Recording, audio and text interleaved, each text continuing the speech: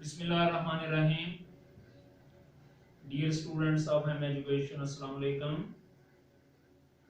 I feel pleasure to say you welcome in teaching practice class. जैसा कि इससे पहले टीचिंग प्रैक्टिस जो है इस सब्जेक्ट के ऊपर 3 लेक्चर मेरे हो चुके हैं और आज मेरा इसके ऊपर ये चौथा लेक्चर है जिसमें मैंने आपको ये बताया है कि जो टीचिंग प्रैक्टिस है ये बेसिकली कितनी अहमियत की हामिल है। ये बेसिकली एक प्रैक्टिकल होता है टीचर का। ये बेसिकली आप जो कहा जाता है ना कि आप लोग बेसिकली ट्रेनिंग टीचर हैं और जो ट्रेनिंग टीचर होता है बेसिकली उसके लिए ये चीज जो है इसका सीखना इंतहाई जरूरी होता है। और जब आप लोग ये सीख जाते हैं, ये इस प्रोसेस में से गुजरते हैं, तो उसके बाद आपके अंदर क्लास का सामना करने और क्लास की planning, lesson planning, diary writing की जो सलाहियत होती है वो पैदा हो जाती है। आप किसी महाज पे मार नहीं खा सकते।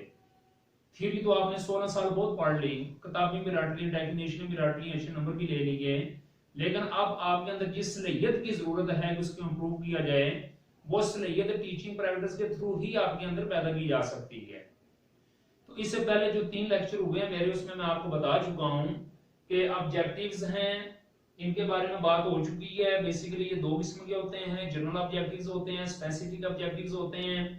उसके बाद मैं टीचिंग मेथड्स के बारे से भी बात कर चुका हूं और आपको बता चुका हूं जो टीचिंग मेथड्स हैं बेसिकली ये क्या रोल अदा करते हैं, ये इनका क्या सबसे बड़ा मकसद होता है, क्या हम इनको अप्लाई करके जो ऑब्जेक्टिव होते हैं उनको हासिल कर सकते हैं कि नहीं कर सकते, इस पे बातें हो चुकी हैं। फिर एवी एड्स होते हैं, यानी जो टीचिंग एड्स का इस्तेमाल होता है क्लास के अंदर, इसके बारे में आज जो बात करनी है मैंने वो है प्रीवियस नॉलेज। यानी कि जिस वक्त आपका ये जो चौथा यानी कि समझ लीजिए ये टॉपिक है, ये चौथा ये आपका स्टेप है बेसिकली। जब आपने क्लास के अंदर जाना है तो सबसे पहले आपने बच्चों का जो प्रीवियस नॉलेज है उसको चेक करना है। कहते हैं कि a good teacher is that who always must up and down according to the mental level of the student। आपने बच्चों का जो मेंटल लेवल है उसको जानना है, आपने बच्चों का जो स्टडी लेवल है उसको जानना है, आपने जो बच्चों की पहले से क्वालिफिकेशन लेवल है उसको जानना है।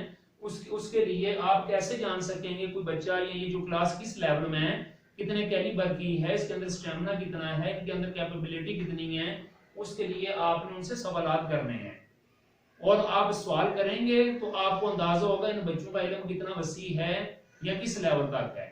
और दूसरा नंबर ये है कि आपने जिस वक्त बच्चों को पढ़ाना है, बेसिकली ये होता है कि जिस वक्त आपने बच्चों को पढ़ाना है, कोई टॉपिक जाके पढ़ाना है, तो आपने उस टॉपिक को पढ़ाने से पहले उस टॉपिक के मुतल्लिका थोड़ा सा जो जुज़वी यानी कि मालूमात होती है वो बच्चों से आपने अखज़ करनी होती है।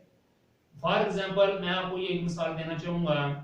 आप क्लास के अंदर गए हैं, आपने क्लास के अंदर बच्चों को पढ़ाना है एनिमल सेल के बारे में या प्लांट सेल के बारे में पढ़ाना है, यानी कि ये आपका टॉपिक था जो कि आपने बच्चों को प्लांट सेल या एनिमल सेल के बारे में पढ़ाना है। जब आप क्लास में जाएंगे तो सबसे पहले बच्चों का प्रीवियस नॉलेज शेयर करने के लिए कम से कम इतना तो उन्हें पूछेंगे ना कि ये सेल बच्चों क्या होता है, व्हाट इज अ सेल। यानी कि अगर तो बच्चे बता देते हैं कि बिल्डिंग ब्लॉक्स ऑफ एनी यानी कि ऑफ एनी वॉल या of anything is called cell, ये बिल्डिंग वॉल होती है बेसिकली, या बिल्डिंग ब्लॉक्स होते हैं जो जब आपस में मिलते हैं तो उसके नतीजे के तौर पर एक कोई भी वजूद हमारे सामने आता है, तो कम से कम उन बच्चों को सेल के बारे में पता होना चाहिए। सेल का अगर कंसेप्ट नहीं है ना तो फिर आप बच्चों को एनिमल सेल और प्लांट सेल नहीं पढ़ा सकते। तो लिहाजा आपने जब क्लास में जाना है तो बच्चों का प्रीवियस नॉलेज शेयर करने के लिए उनसे आप मुख्तलिफ सवाल करेंगे, बच्चों ये जो दीवारें हैं ये किस चीज की बनी हुई हैं। अच्छा बच्चे बताएंगे ये ईंटों की बनी हुई हैं, ब्लॉक्स की बनी हुई हैं। फिर आप इसी तरह सवाल करेंगे कि ये बताएंगे ये जो इंसान जानवर हैं या इंसान हैं ये किस चीज के बने हुए हैं, तो बच्चे बताएंगे जी कि ये सारी की सारी चीजें सेल की बनी हुई है, इनकी जो बेसिक यूनिट है वो सेल है। फिर आप आगे जाके ये चीजें प्रीवियस नॉलेज में आप ये पूछने के बाद फिर आपने अनाउंसमेंट ऑफ द टॉपिक, फिर आपने ऐलान करना है, अनाउंसमेंट ऑफ द टॉपिक करना है कि बच्चों आज हम एनिमल सेल के बारे में पढ़ेंगे। पहले आपने सेल के बारे में उनसे पूछ लिया, बच्चों को पता चल गया, कुछ बच्चे बीच में कुछ कमजोर से थे उन्हें भी पता चल गया, उनकी रिवीजन होगी कि सेल तो बेसिकली ये बिल्डिंग ब्लॉक्स होते हैं। तो फिर उसके बाद क्या हुआ कि आप उन्हें मजीद आगे थोड़ा सा ले गए, क्योंकि इसके अंदर जो उसूल चल रहा होता है वो हमेशा आसान से मुश्किल की तरफ का होता है। तो यानी कि आपने आसानी से मुश्किल की तरफ जाना है, फिर बच्चों को बताना है और ऐलान करना आपने कि बच्चों आज हम एनिमल सेल के बारे में पढ़ेंगे या आज हम प्लांट सेल के बारे में पढ़ेंगे। फिर उसके बाद यानी कि ये मरला भी हो गया। उसके बाद आगे आ जाता है प्रेजेंटेशन का मरला। आपने टॉपिक का ऐलान कर दिया, बच्चों को पता चल गया आज हमारा जो टॉपिक है वो क्या है, एनिमल सेल है। फिर आपके पास चार्ट्स वगैरह होंगे, आप जरा इधर पीछे आ जाए। फिर एविएट्स के ऊपर आपने एविएट्स लाई हुई है ताकि बेटर कंप्रीहेंशन हो सके बच्चों की। तो फिर बच्चों आपने ये करना है कि मिसाल के तौर पर बच्चों को चार्ट के जरिए, बच्चों को तस्वीर के जरिए आपने क्या करना है कि आपने लेसन की प्रेजेंटेशन करनी है। सबसे पहले आपने ये करना है कि उस सेल के अंदर जितनी भी चीजें, तो इसमें आपने करना सिर्फ ये है, बड़ी इंपॉर्टेंट बात है जो कि मैं आपसे शेयर करना चाह रहा हूं कि आपने जब प्रेजेंटेशन करनी है, प्रेजेंटेशन में आपने क्या करना है कि छोटे मोटे बच्चों को सवालात करके खुद उन्हें बताना है, इन्वॉल्व करना है कि बच्चों ये जो सेल होता है ना, इसके अंदर यानी जो छोटी छोटी मालूमात होती है, जैसे ये इसका सेल वॉल होता है, और आपको पता है सेल वॉल क्या होता है? अच्छा नहीं, फिर आप उनको थोड़ी सी उनकी हेल्प करेंगे, फिर उन्हें बोलेंगे ये सेल मेम्ब्रेन होता है, ये इसका माइटोकॉन्ड्रिया होता है, ये इसका गाल्गी बॉडीज होते हैं, ये इसके प्लास्टर्स होते हैं, ये इसका क्या है, ये इसका वैक्यूल है, ये क्या है, ये इसका न्यूक्लियस है। तो ये सारी की सारी जितनी चीजें हैं आप उनकी या तो बच्चों को तस्वीरें दिखाएंगे या फिर उनकी तस्वीरें बना के समझाएंगे, या पूरी एक तस्वीर बना लेंगे आप एनिमल सेल की और उसकी प्रेजेंटेशन आप कर देंगे ताकि जो बच्चे हैं वो जो कुछ आप पढ़ाना चाह रहे हैं उसको सही तरीके से वो समझ सके। तो इस स्टेज को बोलते हैं बच्चों प्रेजेंटेशन। क्या बोलते हैं? प्रेजेंटेशन। अनाउंसमेंट हो गया, प्रीवियस नॉलेज भी हो गया, अच्छा अनाउंसमेंट ऑफ द टॉपिक भी हो गया और प्रेजेंटेशन भी हो गया। प्रेजेंटेशन मतलब है इसमें आपने बच्चों को सारा कुछ पढ़ाना है, यानी कि और ये बात भी आपके जहन में रहे कि जिस वक्त आप क्लास में 40 मिनट का एक पीरियड पढ़ा रहे होते हैं, there must be one important thing that must be into your mind, और वो कौन सी होती है? Time management. उस टाइम मैनेजमेंट के अंदर जो सबसे ज्यादा आपने टाइम रखना है वो प्रेजेंटेशन के लिए रखना है, यानी कि आपने प्रेजेंटेशन के लिए सबसे ज्यादा टाइम रखना अपने 40 मिनट के पीरियड के अंदर। अच्छा, आप फर्ज करें प्रीवियस ऑफ द नॉलेज, इसके लिए तो आप 1 या 2 मिनट भी रख सकते हैं। इसके अलावा जो अनाउंसमेंट ऑफ टॉपिक है इसके लिए तो 1 मिनट ही काफी है, बाज़ औक़ात या चले ज्यादा कर लें 2 मिनट कर लें। ये जो प्रेजेंटेशन होती है बाज़ औक़ात इसके लिए आप 20 मिनट्स भी रख सकते हैं, 25 मिनट भी रख सकते हैं, इन सम केसेस आप 30 मिनट भी रख सकते हैं, क्योंकि आपने इसी में बच्चे को पढ़ाना होता है। यही आपका जो जनरल यानी कि जो ऑब्जेक्टिव होते हैं या आपके स्पेसिफिक जो ऑब्जेक्टिव होते हैं, यही वो मौका होता है जिसमें आपने उनको यूटिलाइज करना होता है, उनको गेन करना होता है, दूसरे लफ्जों में ये है।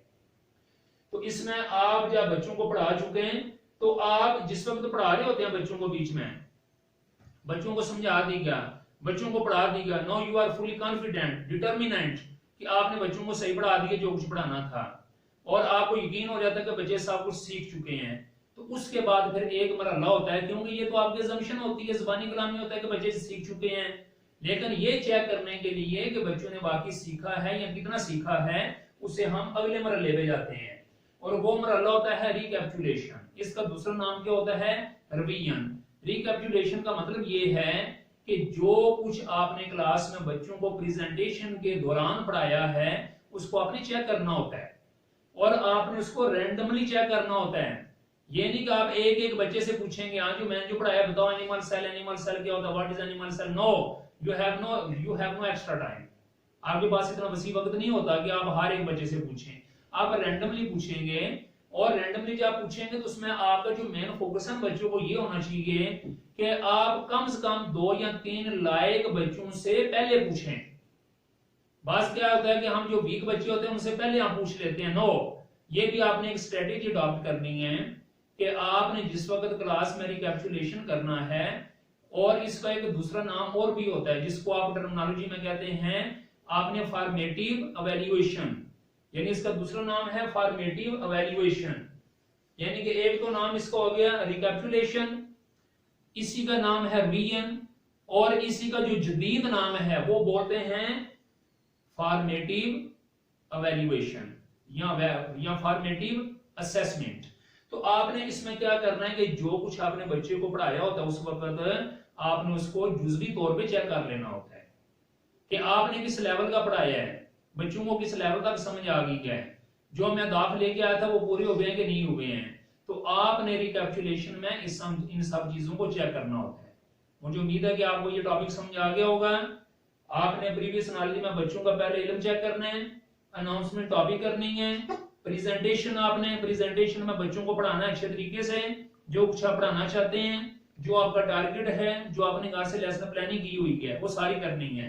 और उसके बाद बच्चों आपने रिकैपिचुलेशन ये करना है कि उसको जिसको बोलते हैं, ये तो पता है दो किस्म की एवेल्युएशन होती है, फॉर्मेटिव एवेल्युएशन होती है और समेटिव एवेल्युएशन होती है। या आप ये भी कह सकते हैं फॉर्मेटिव असेसमेंट और समेटिव असेसमेंट होती है। तो इस यानी कि रिकैपिचुलेशन के अंदर आपने रिवीजन करके सारे बच्चों का जो कुछ पढ़ाया होता है उसको चेक करना होता है। और उसके बाद फिर आगे आता है बच्चों होमवर्क होता है, होम टास्क होता है। अच्छा, एक बात ये ध्यान में रखने की है कि जिस वक्त आप क्लास में पढ़ाते हैं, ये आपके सामने टीचिंग प्रैक्टिस है, आपने इनके ऊपर 40 लेसन लिखने हैं। 20 इंग्लिश के होंगे, 20 इस्लामियात के होंगे, या 20 बायो के होंगे, 20 केमिस्ट्री के होंगे, या 20 मैथ के होंगे, 20 फिजिक्स के होंगे।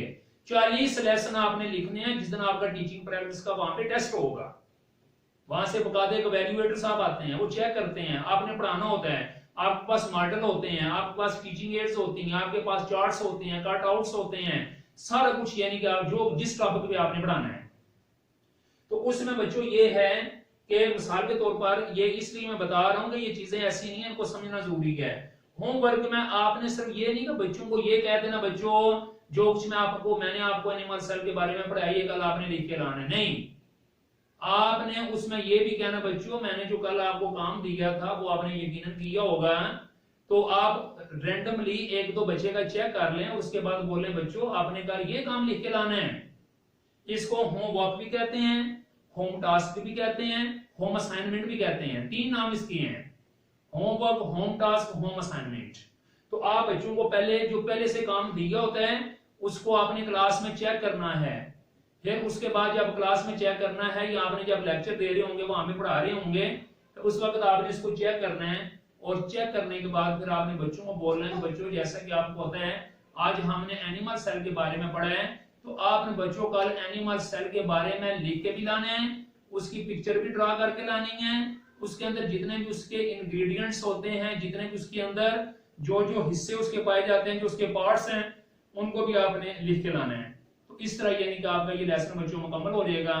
मुझे कभी उम्मीद है कि आज टीचिंग जो प्रैक्टिस है इसके 4 लेसन हमारे अल्हम्दुलिल्लाह मुकम्मल हो चुके हैं। इंशाल्लाह जो 5वां लेसन है उसमें आपको बताया जाएगा कि आपने अपना रजिस्टर, आपने सबकी इशारे और जो टीचिंग एड्स वगैरह वो आपने कैसे बनाने हैं। तो तब तक के लिए इजाजत, thank you very much, Allah Hafiz.